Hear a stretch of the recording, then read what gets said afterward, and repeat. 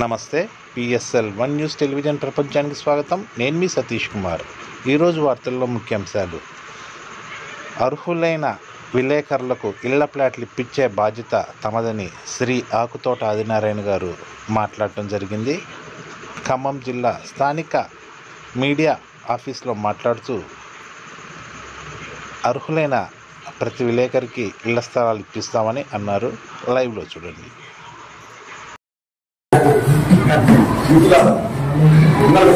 మిత్రులు మాట్లాడారు.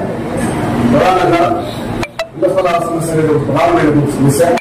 ఈ సమస్యకు సంబంధించి సుప్రీంకోర్టు చీఫ్ జస్టిస్ రిటైర్ అవుతుంది.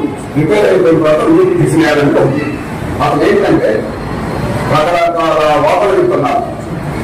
High court senior judge, senior lawyer ఒత్తిడి చెప్తారు, అధికారులు ఒత్తిడి చెప్తారు, ఇంకోటి చెప్తున్నారు.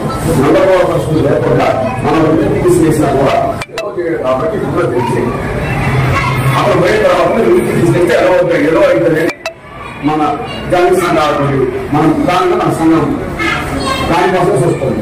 ఎందుకంటే జర్నలిస్టులు, ఎంపీలు, ఎమ్మెల్యేలు, జడ్జి, ఇంకా సమాజంలో ఉన్నత స్థాయిలో ఉద్యోగాలు ఉండేటువంటి ఈ IAS, IPS వీళ్ళకి అవసరమా? వీళ్ళు ఆదాయం పొందుతున్నారు, లక్షల రూపాయల ఆదాయం వస్తుంది, వీళ్ళకి ప్రభుత్వ భూములు వెళ్ళిపోలేదు ఏ వారంతో దాన్ని పక్కన పెట్టిస్తున్నది. ప్రభుత్వాలకు కూడా ఇవ్వాలి అనుకుంటే మాట్లాడుతూ ఉంటాయి.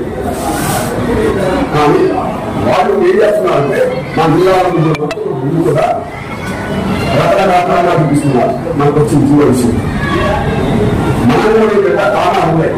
నువ్వేం చేస్తాయా? కాకపోతే వాళ్ళని ఏం లేదండి ఇవ్వచ్చండి అని చెప్పారు.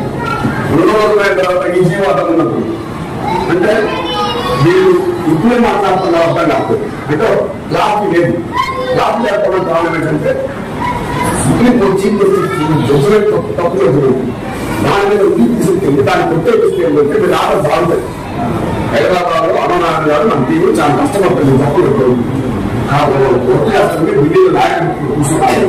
అయితే ఏమన్నా ప్రశ్న మొత్తం డిస్మిస్ అయ్యి ఒకసారి డిస్మిస్ అయితే ఏమున్నది ఇంకా వచ్చినట్టే లైన్ ఉంటుంది. అందుకోసమే మా వాళ్ళు టైం తీసుకుంటున్నారు. అది 2 డిసెంబర్లో ఉండొచ్చు, అక్టోబర్ నవంబర్లో ఉన్నాడు. దానికోసమే మనం తీసుకుంటున్నాం. ఇంకొక భాగం ఈ ఇళ్ల స్థలాలకు సంబంధించి మనతో పాటు ఒక ప్రధానమైనటువంటి 5 సంఘాన్ని కూడా కలుపుకొని మూమెంట్ ఏం చేయాలని కూడా చర్చలు జరుగుతుంది. ఒకవైపున చూసుకుంటే హైకోర్టు సుప్రీంకోర్టు జడ్జిమెంట్ చూసుకుంటే దానిపై ఎదురు చూసుకుంటే మనకు 5 సంఘం మనం కలిసి ఐక్యకాల సంఘం కార్యక్రమం తీసుకోవాలని కూడా ఒక నిర్ణయానికి వచ్చింది. ఇవన్నీ ఎంత జరుగుతుంది.